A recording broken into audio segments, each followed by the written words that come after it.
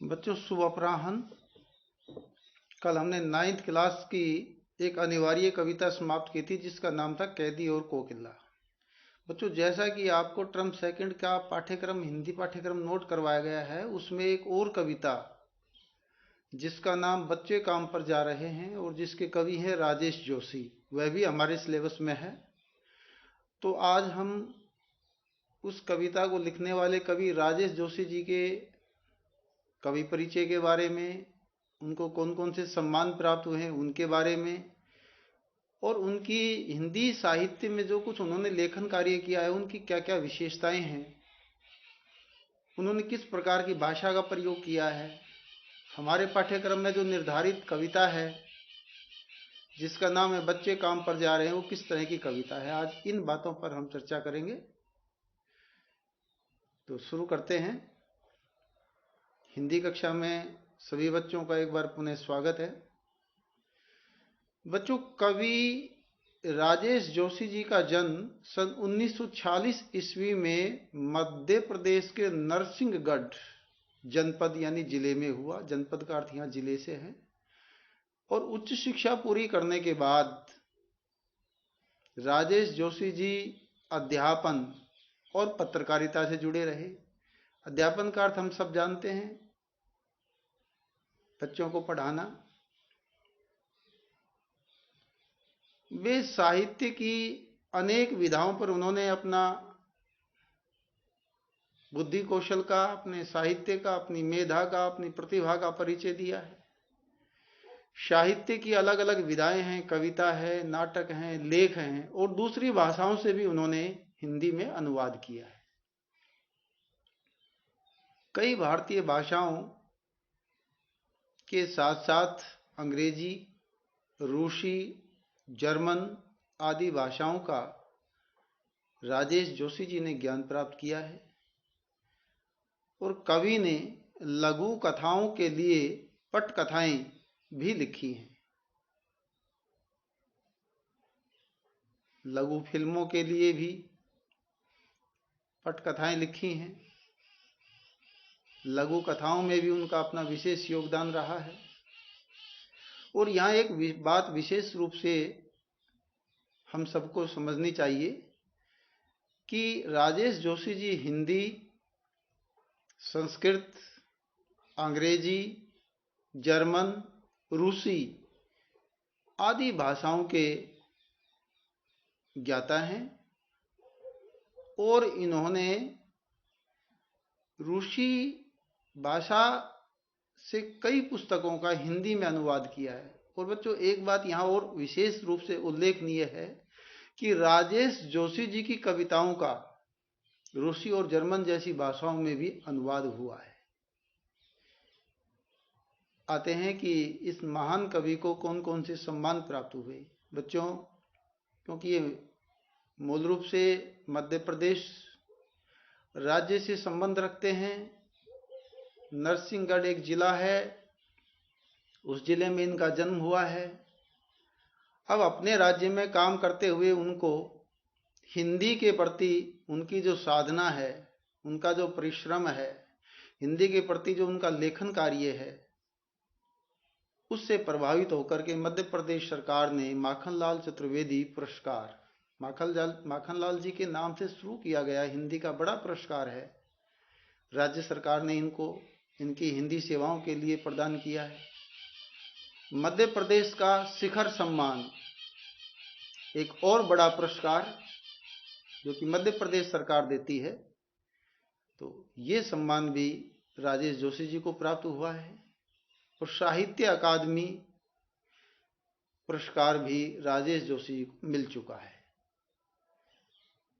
3 बड़े पुरस्कारों से पुरस्कृत सम्मानित राजेश जोशी जी का हिंदी लेखन के प्रति जो रुझान है, हिंदी लेखन के प्रति जो उनका समर्पण है, हिंदी भाषा को जन जन तक पहुंचाने के प्रति जो उनका संकल्प है, वह उन सम्मानों को जान करके स्वतः ही पता लगता है। साहित्यिक विशेषताएं, अब इस महान कवि की हिंदी साहित्य के बारे में जो कुछ इन्होंने साहित्य की विधाओं पर लिखा है, इनके लेखन की क्या क्या विशेषताएं रही हैं, बच्चों, राजेश जोशी सामाजिक चेतना से जुड़े हुए कवि हैं। यानी कि मनुष्य एक सामाजिक प्राणी है और समाज में रहकर ही हम अपनी बहुत सी आवश्यकताओं की आपूर्ति करते हैं। समाज में रहने वाले लोग एक दूसरे पर निर्भर होते हैं। अनेक ज़रूरतों के लिए हमें दूसरों पर निर्भर रहना पड़ता है और दूसरों को अपनी ज़रूरतों को पूरा करने के लिए हमारे ऊपर निर्भर रहना पड़ता है। तो इस प्रकार की सामाजिक चेतना के कवि हैं। समाज के अंदर जो जो विकृतियां हैं, जो विडंबनाएं हैं, जो जो कुरीतियां हैं, जो गलत परंपराएं हैं और जो आज सामयिक रूप से समाज के अंदर समस्याएं हैं, उन सबको इन्होंने अपनी कविता का आधार बनाया है। कवि ने सामाजिक सरोकारों को ही अपने काव्य का, अपनी कविता का माध्यम बनाया है। समाज के अंदर जैसे कहीं बाल मजदूरी है, उन्होंने देखा और इस समस्या को लेकर के काफी चिंतन मनन किया। और बच्चों, जो आपके सिलेबस में ये जो कविता है बच्चे काम पर जा रहे हैं, ये केवल उनके अनुमान और कल्पना पर आधारित सामाजिक चेतना का ही प्रतीक है। इसके बाद स्थानीय ये सामाजिक चेतना के कवि हैं और कवि ने सामाजिक सरोकारों को ही अपने काव्य का माध्यम बनाया। बिल्कुल समाज से जुड़ी हुई जो समस्याएं हैं उनको ही उन्होंने अपने काव्य में स्थान दिया है, प्रमुखता से उठाया है, उनके आधार पर ही कविताओं का सृजन किया है। उन्होंने अपनी रचनाओं में समाज चित्रण पर अधिक बल दिया है। समाज के अंदर किसी समस्या को लेकर के क्या स्थिति उत्पन्न हो जाती है, कैसी कैसी परिस्थितियां बन जाती हैं, उन बातों को भी उन्होंने अपनी कविता में डट कर के समझाने का, उल्लेख करने का, जन जन तक पहुंचाने का, अपने मन की पीड़ा को अभिव्यक्ति के रूप में प्रकट करने का सफल और सार्थक प्रयास किया है। अब इनके साहित्य की जो भाषा है वो कैसी है, उस पर बात करते हैं। राजेश जोशी जी ने प्राय सहज, सरल और आम बोलचाल की हिंदी भाषा का प्रयोग किया है। आम बोलचाल का मतलब है बच्चों, जो हम अपने व्यवहार में बातचीत करते समय, दोस्तों के साथ बातचीत करते समय, घर परिवार में बातचीत करते समय, अपने समाज से जुड़े अन्य लोगों के साथ बातचीत करते समय जिस बोलचाल की भाषा का हम प्रयोग करते हैं, ऐसी बोलचाल की भाषा का प्रयोग कवि ने अपनी कविताओं में किया है, अपने साहित्य में किया है। स्थानीय बोली के शब्दों का ही प्रयोग हुआ है। जब हम कविता को पढ़ते हैं तो हमें इस कविता के अंदर जगह जगह स्थानीय बोली में प्रयोग किए जाने वाले शब्दों को पढ़ने का अवसर मिलेगा। इस कविता में कोई भी छंद नहीं है, अतुकांत छंद रहित कविता है। तो इसके अंदर किस चीज का ज्यादा बोलबाला है? इसके अंदर जो सामाजिक विसंगति है उसको दूर करने के लिए कवि ने अर्थ प्रदान करने वाली शब्दावली का सार्थक और सफल प्रयोग किया है। कविता में शब्द चयन पूर्णतया भावानुकूल है,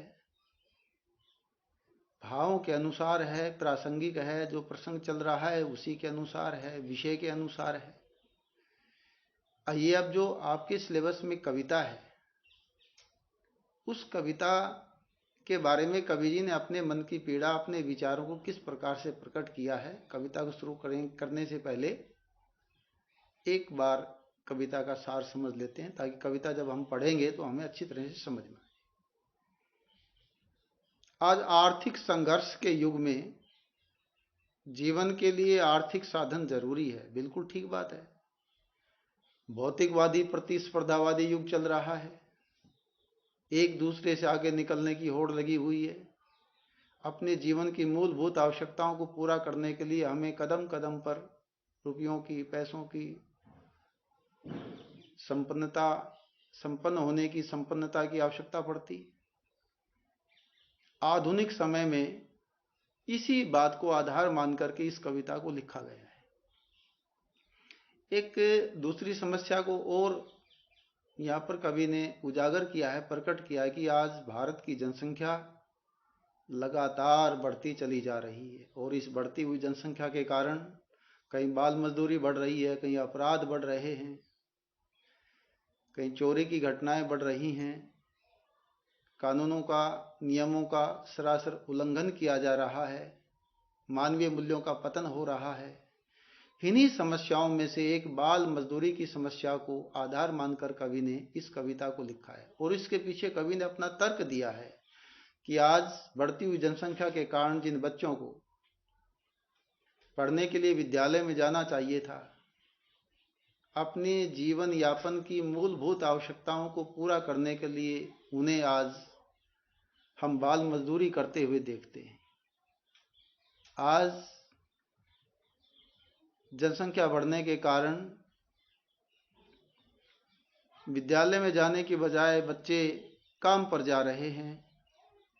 पैसे कमाना अधिक जरूरी हो गया है, जिसके कारण आज लाखों बाल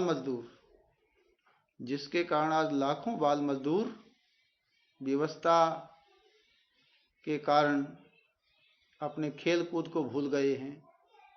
बचपन में पढ़ने लिखने की जो सुअवसर है उसको खो रहे हैं। ये एक लाचारी है, विवशता है, इसी और इस कविता में संकेत किया गया है। इसी कारण आज आर्थिक समस्या, गरीबी, बढ़ती हुई जनसंख्या, उससे उत्पन्न स्थिति और बाल मजदूरी, इन सब बातों का कवि ने अपनी इस कविता में बहुत ही सुंदर ढंग से उल्लेख किया है। उसको आम बोलचाल की भाषा में समझाने का सफल और सार्थक प्रयास किया है। बच्चों, इस कविता को हम कल पढ़ेंगे और आज जो हमने कवि परिचय, कवि की साहित्यिक विशेषताएं, उनकी भाषा शैली, कविता का सार के बारे में जो बातें की हैं, उससे संबंधित कुछ प्रश्न है जो आपको बनाने हैं।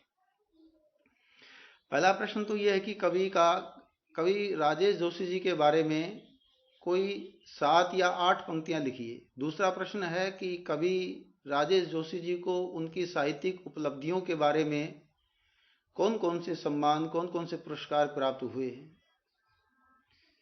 कवि की साहित्यिक विशेषताओं को अपने शब्दों में उल्लेखित कीजिए, स्पष्ट कीजिए। कवि की भाषा शैली पर 4 से 5 लाइनों में अपने उत्तर की पुष्टि कीजिए। कविता का सार अपने शब्दों में लिखिए। जब हम ये सारी बातें कवि के बारे में और कविता के बारे में पहले से अच्छी प्रकार से समझेंगे, तो जब हम उस कविता को पढ़ेंगे, बच्चे काम पर जा रहे हैं तो कविता को पढ़ते समय हमें बड़ा आसान लगेगा। और जब कोई चीज़ पहले से तैयारी होती है, फिर उसको पढ़ा जाता है, समझा जाता है, तो वो कठिन होते हुए भी आसान हो जाती है। तो आज के लिए आपका ये काम रहेगा। इससे संबंधित जो 4-5 प्रश्न हैं, कवि परिचय के बारे में, उनके मिले सम्मानों के बारे में, साहित्यिक विशेषताओं के बारे में, कवि की भाषा शैली के बारे में, प्रस्तुत कविता का सार, इनके ऊपर आप जैसा कि आपको बताया गया, समझाया गया, उसी अनुसार प्रश्न तैयार कीजिए। और कल बच्चे काम पर जा रहे हैं, इस कविता को हम पढ़ेंगे। इस कविता को बाकी आप सभी विद्यार्थी भी पढ़ेंगे और इसमें जो कठिन शब्द हैं उनको अपनी अभ्यास पुस्तिका में नोट करेंगे।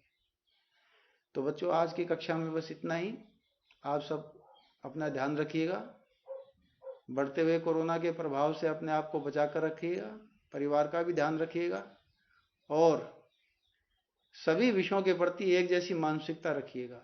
अन्य विषयों के साथ साथ हिंदी को भी बराबर समय देते रहिएगा और जो बताया जा रहा काम है उसको समय समय पर पूरा करते रहिएगा।